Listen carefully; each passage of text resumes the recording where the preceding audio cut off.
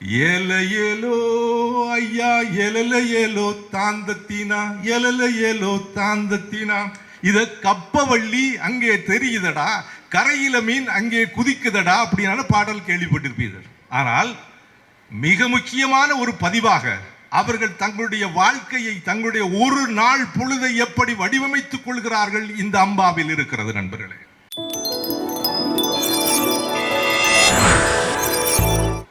மேடையில் அமர்ந்திருக்கக்கூடிய இளம் கவிஞர் மதார் அவர்களே, மன்னார் பொழுதுகள் என்ற நாவலை படைத்து அவர் அருகிலே அமரக்கூடிய ஒரு வாய்ப்பு தந்த தம்பி வேல்முருகன் இளங்கோ அவர்களே, எழுத்தாளர் தீன் அவர்களே, அவையோரே சான்றோரே, உங்கள் அனைவருக்கும் என்னுடைய மாலை வணக்கம். என்னுடைய முதல் நன்றியாக நான் தமிழக அரசை குறிப்பிட்டு சொல்ல விரும்புகிறேன். காரணம் என்னவென்றால், பல்வேறு சமயங்களில் சொந்த பயணமாகவும் பணி சார்ந்தும் சர்வதேச அளவிலும் இந்தியா முழுவதிலுமே நான் பயணித்திருக்கிறேன். ஆனால் எந்த ஒரு நாட்டிலும் இல்லாத ஒரு நிலை தமிழகத்திலே இருக்கிறது. அது எழுத்துக்கு முன்னுரிமை கொடுத்து வாசிப்பை ஊக்குவித்துக் கொண்டிருக்கிறது. ஒவ்வொரு மாவட்டத்திலும் வாசிப்பை முன்னெடுப்பதற்காக, இலக்கியத்தை வளர்த்தெடுப்பதற்காக, மக்கள் வாசித்து பயன்பெறுவதற்காக தமிழக அரசு முனைப்போடு எடுத்திருக்கும் இந்த முயற்சியை, அதற்கு மாவட்ட நிர்வாகம் துணை நின்று கடமையாற்றும் அந்த பணியை நான் என் கண் முன்னாலே காணும்போது அதை நன்றி பெருக்கோடு உங்களிடம் இங்கே பதிவு செய்ய விரும்புகிறேன். நான் திருநெல்வேலி புத்தக கண்காட்சியில் பேசுவது இது முதல் முறை அல்ல. ஆனால் இந்த நிகழ்வுகளுக்கெல்லாம் அழைக்கக்கூடிய ஒரு நபராக, என்னுடைய நண்பராக கவிஞர் எழுத்தாளர் நாரும் பூநாதன் இருந்து கொண்டிருந்தார். அவரை பற்றிய நினைவு இல்லாமல் என்னால் இந்த பேச்சை தொடர முடியாது என்று நான் நினைக்கிறேன். கடந்த வருடங்களிலே அவர் ஆற்றியிருந்த பணி எனக்கு தெரியும். எத்தனையோ முறை எங்களை போன்றவர்களை தொடர்பு கொண்டு வருகிற தேதி, வருகிற நேரம், செய்ய வேண்டிய வசதி வாய்ப்புகள் எல்லாவற்றையும் கருத்தோடு கேட்டு செய்தார். ஆனால் அதேபோல் இன்றும் அரசு பணியில் இருக்கக்கூடிய நண்பர்கள் அதேபோல் வருகின்றவர்களை உபசரித்து செய்கிறீர்கள். அதற்கும் என்னுடைய நன்றியை தெரிவித்துக் கொள்கிறேன். திரும்ப திரும்ப நான் மேடை ஏறி நிற்கிறேன். நெய்தலை பாடுவதற்காக நிற்கிறேன். காரணம் என்ன? நீல பொருளாதாரம் என்பது இந்த பேச்சினுடைய தலைப்பாக இருக்கலாம். ஆனால் இங்கு நீங்கள் வந்திருக்கிறீர்கள், அவையிலே குறைவான மக்களே இருந்தாலும் நீங்கள் பல்வேறு நிலப்பரப்பில் இருந்து வந்திருப்பீர்கள். ஒருவர் மலையும் மலை சார்ந்த இடத்தில் இருந்து வந்திருக்கலாம், ஒருவர் வயலும் வயல் சார்ந்த இடத்தில் இருந்து வந்திருக்கலாம், ஒருவர் காடும் காடு சார்ந்த இடத்தில் இருந்து வந்திருக்கலாம், இன்னொருவர் பாலைவனம் பகுதிகளில் இருந்து வந்திருக்கலாம். எல்லா நிலப்பரப்பையும், நெய்தல் உள்ளிட்ட எல்லா நிலப்பரப்பையும் கொண்ட மாவட்டமாக திருநெல்வேலி மாவட்டம் இருக்கிறது. அப்படியான ஒரு பங்களிப்புள்ள ஒரு அவையிலே நெய்தலை பற்றி பேசுவதற்கான காரணம் என்ன? நான் உங்கள் முன்னால் நெய்தலை பற்றி பேசுவதற்காகத்தான் நிற்கிறேன்.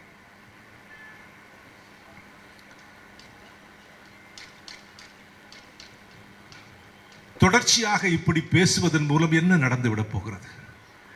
குறிஞ்சியின் வாழ்க்கையை பற்றி எனக்கு படித்து வாசித்து தெரிந்திருக்கிறேனே அல்லாமல், காடுகளை பற்றி, அதில் உள்ள வாழ்க்கையை பற்றி, வயலும் வயல் சார்ந்த வாழ்வு பற்றி நான் வாசித்து அறிந்திருக்கிறேனே அல்லாது வாழ்ந்து அனுபவம் பெறவில்லை. ஆனால் நெய்தலிலே வாழ்ந்து அனுபவம் பெற்றிருக்கிறேன். அந்த அனுபவத்தோடு உங்கள் முன்னால் நான் நிற்கிறேன். இதோ நெய்தல் உங்களோடு உரையாட வருகிறது. சமவெளி பரப்பிலிருந்து வந்திருக்கக்கூடிய உங்களோடு நெய்தல் உரையாட வருகிறது. காரணம் என்னவென்றால், இந்த உரையாடல் கண்டிப்பாக தேவைப்படுகிறது. இந்த உரையாடல் இல்லாமல் இருப்பதுதான் சமூக அரசியல் சிக்கல்களுக்கான காரணம். கவிஞர் மதார் தன்னுடைய உரையின் நிறைவு பகுதியிலே ஒரு வரி குறிப்பிட்டார். நான் மிக கவனமாகவே கேட்டுக்கொண்டிருந்தேன். படைப்பாளிக்கு நிலம் முக்கியம் என்றார். நிலம் படைப்பாளிக்கு மிகவும் முக்கியம் என்றார். ஆக நிலத்து கட்சி அரசியல் வேறுபாடுகளை தாண்டி நிலத்துக்கான அரசியல் என்ற அரசியல் ஒன்று இருக்கிறது. நான் என்னுடைய நிலத்தின் பிரதிநிதியாக, ஆன்மாவாக உங்கள் முன்னால் நான் இருக்கிறேன். இந்த மக்களுடைய வாழ்வு எப்படி இருக்கிறது என்று தெரிந்து கொள்ளுங்கள் என்கிறேன். இந்த மக்களுடைய வாழ்வு எப்படி இருக்கிறது என்று தெரிந்து கொள்வதன் மூலம் எனக்கு என்ன கிடைத்துவிடப் போகிறது? நான் வாழக்கூடிய வாழ்வின் மென்மையும் மேன்மையும் எனக்கு புரியும் என்பதுதான் அது. கடலோர மக்கள் மீன்பிடிக்க செல்கிறார்கள். மீன்பிடிக்க செல்பவர்களை பற்றிய ஒரு பொது புரிதல் எப்படி இருக்கிறது என்றால், இவர்களுக்கு எந்த முதலீடும் இல்லையே. இவர்கள் கடலில் செல்கிறார்கள், வேட்டையாடுகிறார்கள், அள்ளி கொண்டு வருகிறார்கள். கடலில் இருந்து அள்ளி கொண்டு வருகிறார்கள். நிலப்பரப்பில் இருப்பதைப் போல, வயல்வெளியில் இருப்பதைப் போல, காடுகளில் இருப்பதைப் போல அங்கு விவசாயம் செய்ய வேண்டும் என்றால் அந்த நிலத்தை உரிமையாக்கி கொண்டு அதை பண்படுத்தி உழுது அதற்கு உரமிட்டு நாற்று நட்டு காத்து அந்த பயிரை வளர்த்து நாம் இவ்வளவு வேலைகள் செய்ய வேண்டியது இருக்கிறதே. கடலுக்கு செல்லக்கூடிய அந்த நெய்தல் மக்கள் வேட்டையாடி போனவுடன் வேட்டையாடி மீன்களை அள்ளி கொண்டு வந்து விடுகிறார்களே என்ற ஒரு நினைப்பு இருக்கத்தானே செய்கிறது பொது புரிதலில். அங்கும் இது போன்ற முதலீடு இருக்கத்தான் செய்கிறது நண்பர்களே. கண்டிப்பாக அங்கு நில உரிமை போல் கடலுக்கு உரிமை இல்லை. கடல் எல்லோருக்கும் பொது. ஆனால் அப்படி பொதுவான அந்த கடலிலே எப்படியான ஒரு முயற்சி நடந்து கொண்டிருக்கிறது என்பதை நெய்தல் வந்து உங்களிடம் உரையாடித்தானே ஆக வேண்டும். நெய்தல் வந்து தன்னுடைய நெய்தலின் பிரதிநிதியாக படைப்பாளர்கள் எழுந்து வந்து உங்களிடம் நெய்தலின் வாழ்வு பற்றி பேசித்தான் ஆக வேண்டும். எத்தனையோ முறை என்றாலும் பரவாயில்லை, கண்டிப்பாக அவர்கள் வந்து பேசித்தான் ஆக வேண்டும். ஒவ்வொரு நிலப்பரப்பும் தன் வாழ்வின் உண்மையை, வாழ்வாதாரத்தை மற்ற நிலப்பரப்பு மக்களுக்கு தெரிவித்தாக வேண்டியிருக்கிறது. அப்படி இந்த குறிஞ்சி, முல்லை இந்த மாதிரியான பகுதிகளில் வந்து கும்மி, பள்ளு இந்த மாதிரியான பாடல்கள்லாம் வந்துச்சுல்ல. இப்படியான வரக்கூடிய இந்த பாடல்களை போல இந்த குறிஞ்சியில் இருக்கக்கூடிய திரிகூட ராசப்ப கவிராயர் என்று ஒரு கவிஞர் இருக்கிறார்ல, படித்திருப்பீங்க. வானரங்கள் கனி கொடுத்து வந்தியோடு கொஞ்சம் மந்தி சிந்து கனிகளுக்கு வானரங்கள் கெஞ்சும் அப்படின்னு பாடல்கள் தான் கேள்விப்பட்டிருப்பீங்கல்ல. அப்படியான பாடல்கள் நெய்தல் பரப்பில் வந்து அம்பா பாடல்கள் என்று ஒரு பாடல் இருக்கு. இந்த அம்பா பாடல் என்பது ஒரு பாடல் அல்ல. அம்பா என்பது ஒரு வகைப்பாடு. இந்த வகைப்பாட்டில் இருக்கக்கூடிய அந்த பாடல்கள் என்ன ஆகிறது அப்படின்னா, அது இலக்கிய வடிவம் பெற்று உங்களுக்கு படிப்பதற்கோ வாசிப்பதற்கோ கிடைக்கவில்லை. ஆனால் காலகாலமாக பரம்பரையாக குடும்பமாக தங்களுடைய மூதாதையர் தங்களுடைய பிள்ளைகளிடம் அதை கடத்தி விட்டு சென்று விடுகிறார்கள். அப்படியான அம்பா பாடல். ஒருமுறை நான் ராமேஸ்வரம் பக்கத்தில் இருக்கக்கூடிய தனுஷ்கோடிக்கு ஒரு பயணமாக சென்றிருந்தேன். அங்கு உங்களுக்கு தெரியும், பெரிய கட்டிடங்கள் அல்ல அது. 1964 புயலில் அழிந்து போன ஒரு இடம், மக்கள் வாழ்வதற்கு தகுதியற்ற இடம் என்று அரசால் சொல்லப்பட்ட ஒரு இடம். ஆனாலும் அங்கு குடிசைகள் இருக்கிறது. அங்கு மீனவர்கள் குடிசைகளில் வாழ்ந்து கொண்டிருக்கிறார்கள். அந்த குடிசைகள் வழியாக நான் மெதுவாக நடந்து சென்று கொண்டிருந்த போது எனக்கு ஒரு பாடல் ஒன்று கேட்டது. யாரோ ஒரு கிழவி தன்னுடைய வீட்டில் உலை வைத்துக் கொண்டிருக்கும் போது, உணவு சமைத்துக் கொண்டிருக்கக்கூடிய வேளையிலே அவள் வந்து தன்னை அறியாமல் ஒரு பாடல் பாடுகிறாள். அந்த பாடலை ஒரு முறை நான் கேட்டேன். கேட்ட பிறகு அந்த கிழவி என்ன நினைத்தாளோ தெரியவில்லை. ஒருவேளை எனக்கு சொல்ல வேண்டும் என்று நினைத்தாளா? நாங்கள் இருவரும் சந்தித்துக் கொள்ளவில்லை. அவளை நான் விழியோடு சந்தித்துக் கொள்ளவே இல்லை. நான் குடிசையின் பின்பகுதியில் நின்று கொண்டிருக்கிறேன். குடிசைக்கு உள்ளிருந்து அந்த கிழவி பாடுகிறாள், ஆழி கடந்து வந்தோம் ஐயா அரிசி சோத்த நம்பி அப்படிங்கிறார். எனக்கு ஆச்சரியமாக இருக்கிறது. ஏதோ கிழவி சொல்ல முற்படுகிறாளே அப்படின்னு சொல்லி நான் பக்கத்தில் நின்று கேட்கிறேன். அந்த குடிசை அந்த குடிசை பக்கத்தில் காதை பொருத்தி கேட்கிறேன். ஆழி கடந்து வந்தோம் ஐயா அரிசி சோத்த நம்பி வாழலாம் என்று இருந்தோம் ஐயா வவுறு தாங்கலையே. எங்க இருந்தோ ஒரு இங்கிலீஷ் ராசா இந்தியா மூடி பிடிக்க நவாப்பு சோடி பிடித்து கொண்டா சாலங்குருசையும் சாலக்கச்சையும் சப்பாங் கொண்டிருச்சான், சிங்கப்பூர் பாலம் உடஞ்சிருச்சான், சேலமொக்க சேதம் அடைஞ்சிருச்சான் அப்படிங்கிறான். இது என்னது? மக்கள் பாரம்பரியமாக தலைமுறையாக தங்கள் வாழ்வில் இருக்கக்கூடிய வாழ்வு அனுபவங்களை தங்களுடைய குடும்பங்களுக்கு, பிள்ளைகளுக்கு, தலைமுறைகளுக்கு கடத்தி விட்டு சென்று விடுகிறார்கள். தூத்துக்குடியிலே இருக்கக்கூடிய தோணி இருக்கு இல்லையா, இந்த தோணியில் பயணிக்கக்கூடியவர்கள் அந்த காலத்தில் அவர்கள் பயணிக்கும் போது, அந்த காலத்தில் வங்காள நடை என்று ஒரு நடை இருந்தபோது, மலையாள நடை என்ற நடை இருந்தபோது, தூத்துக்குடியில் இருக்கக்கூடிய அந்த தோணியில் இருக்கக்கூடிய அந்த கொடிமரங்களில் அங்கு மாலுமிகளாக இருக்கக்கூடியவர்கள் ஆஞ்சான் அடித்து அந்த பாயை ஏற்றும் போது அம்பா பாடுவார்களாம். இந்த அம்பா என்பது என்ன? உழைக்கக்கூடிய மக்கள், அடித்தள மக்கள். அடித்தள மக்கள் என்றால் சாதிய படிநிலையில் அடித்தளத்தில் இருப்பவர்கள் அல்ல, அடிப்படையான வேலையை செய்யக்கூடிய மக்கள், உண்மையான வேலையை செய்யக்கூடிய மக்கள். இந்த மக்கள் உழைப்பை செய்து கொடுக்கக்கூடிய மக்கள், பங்களிப்பு சமூகமாக இருக்கக்கூடிய இந்த மக்கள் உழைப்பின் களைப்பை உழைப்பினூடே களைவதற்காக, உழைப்பின் களைப்பை உழைப்பினூடே களைவதற்காக ஒரு கலை அம்சமாக கொண்டு வந்து வைத்திருக்கிறார்கள். அதுதான் அம்பா பாடல்.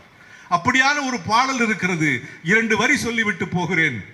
சிந்தானல்லு மகிமா தூர பயணம் ஏலைசா ஏலவல சீமானா மகிமா போய்வாரோம் அப்படின்னு வடி.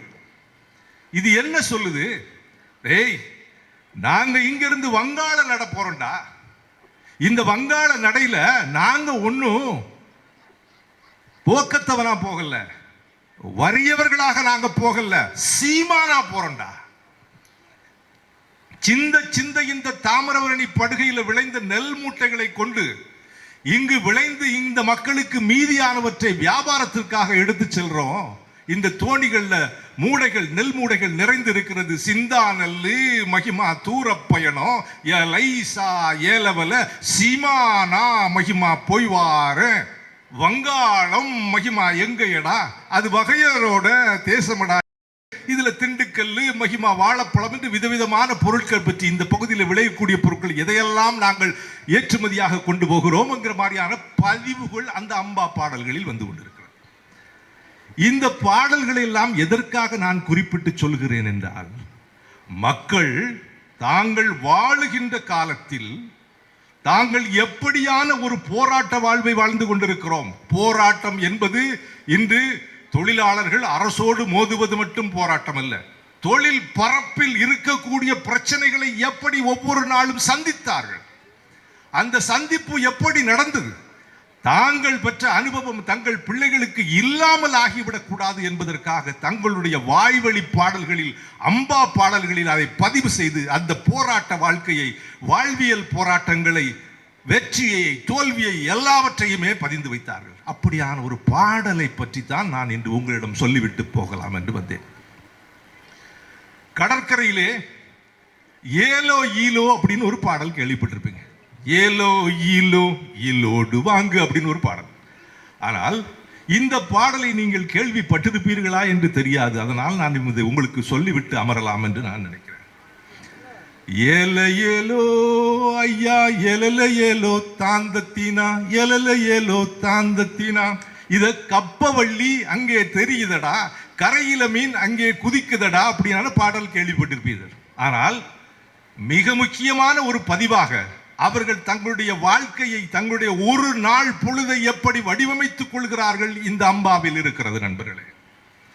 காட்டு மரம் தன்னை நாம் இறக்கி தாந்தத்தினா, கடலுக்கேற்ப திமிலை சரிபார்த்து தாந்தத்தினா, பாய்மரங்கள் பலகை தொலைவையோடு தாந்தத்தினா, பலவலைகள் பருவத்தில் சேர்த்து வைத்து தாந்தத்தினா, குணதிசையில் ஆதவன் உதிக்கு முன் எழுந்து குடதிசையில் குமரியை தொழுது வணங்கி சடுதியில் திமிழ்தனை அலையுள்ளே தள்ளி தாவு கடல் நோக்கி வேட்டைக்கு போவோம் ஏல ஏலோ அப்படின்னு பாடல் வருது.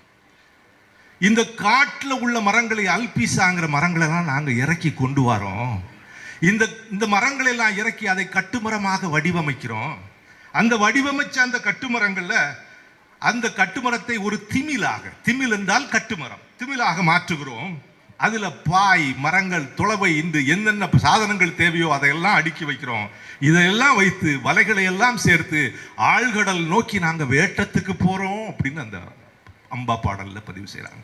இது ஏன் முக்கியத்துவம் பெறுகிறது என்றால், உங்களுக்கு இன்னைக்கு தெரியும், இன்றைய சமுதாயம் தொழில்நுட்ப வளர்ச்சியில் சமூக ஊடகங்களாக மாறிப்போய் இருக்கிற நம்முடைய இளையவர்கள் பற்றி உங்களுக்கு தெரியும் என்று நான் நினைக்கிறேன். எல்லோரும் 100% அப்படி இருக்கிறார்கள். தேவையில்லாத விஷயங்களை எல்லாம் எடுத்து வெளிப்பரப்பிற்கு வருகிறார்கள் என்பது அல்ல. அக்கறையான சிலர் இருக்கிறார்கள், ஆழமாக சிந்திக்கிறவர்கள் சிலர் இருக்கிறார்கள், வாசிக்கிற இளையோர் இருக்கிறார்கள். அப்படியான இளையோர்கள் தெரிந்து கொள்ள வேண்டும் என்பதற்காகவே இதை நான் சொல்கிறேன். இது சாதாரணமான ஒரு விஷயம் அல்ல. வாழ்வை, பழங்குடி மக்கள் வாழ்வை பதிவு செய்ய எத்தனித்த ஒரு முயற்சி, பழம் முயற்சி. இது நீங்கள் பாட புத்தகங்களில் பார்க்க முடியாது. வாய் வழியாக வழங்கக்கூடிய இந்த பாடல்கள், அம்பா பாடல்கள். இந்த பாடல்ல தாங்கள் கடலுக்குள்ள போயாச்சு. ஆனா கடலுக்குள்ள போன பிறகு இப்ப நான் உபரியிலிருந்து இங்க வாரேன் அப்படின்னா, உபரியிலிருந்து திசையன் விலை நாங்குநேரி திருநெல்வேலின்னு வந்துடுவேன். ஆனா கடல்ல போகும்போது எல்லைகள் எது, எப்படி நான் அதை சொல்றது? அவன் சொல்றான் பாருங்க, மடக்கை விட்டு கரை சில்லி மீன்பாழ தாந்தத்தீனா, ஆளி மேலே கவனமா தொடுத்து விடு தாந்தத்தீனா, மொனப்பாரு அளம்பிடிக்க ஊர் பிடிக்க தாந்தத்தீனா, சிறுக்களத்தில் ஆழம் 8 பாவம் தாந்தத்தீனா. இது அவருடைய வாழ்வியல். பொறப்பாரில் கவனம் வல அடவும் அப்படிங்கிறான். ஒரு விஷயம் நான் சொன்னேன், கடலோர மக்களுக்கு முதலீடு எதுவுமே இல்லையே அப்படிங்கிற மாதிரி ஒரு பொது பரப்புல ஒரு எண்ணம் இருக்கிறது. இவன் இறுதி வரியாக அதை வைக்கிறான் பாருங்க, பொறப்பாரில் வல அடவும் அப்படிங்கிறான். என்னடா பொறப்பாரில் வல அடவும்? நீங்க பாக்குறீங்க, உயிர் பலிகள் இருக்கக்கூடிய விஷயங்கள் தான் செய்தித்தாளில் வருது. ஆனால் அவர்கள் வைத்திருக்கக்கூடிய படகு, வலை, இந்த போல சாதனங்கள் சேதமடைகிறது இல்லையா? இந்த சேதமடைய சாதனங்களை பற்றிய குறிப்புகளோ இதுகளோ எப்பவும் எங்கேயுமே வர்றதில்லை. அது ஒரு தான் வாழ்நாள் பூராக சம்பாதித்து ஒரு வாழ்வாதாரத்தை உருவாக்கிறான், வலைக்கண்ணிகளை எடுத்திருக்கிறான் அப்படின்னா, அது ஒரு நாள்ல கவனம் சிதைந்து அது அந்த தொழில் செய்தால் அந்த வலை அப்படியே பாரில் அடவி வெறும் கயிறு மட்டும்தான் வரும். ஆக அடுத்த நாள் தொழில் செய்வதற்கு அவனுக்கு வலை இருக்காது. அதை பதிவு பண்றான், நான் இப்படியெல்லாம் பயணிக்கிறேன் அப்படின்னு பதிவு பண்றான். எப்படி இந்த மாதிரியான அம்பா பாடல்கள் இருக்கு இல்லையா? இலக்கியத்தில் அம்பா பாடல்களும் இடம்பெற வேண்டும். பாமர மக்கள், பாரம்பரியமான பழங்குடி மக்களுடைய வாழ்க்கையும் பதிவுபட வேண்டும்.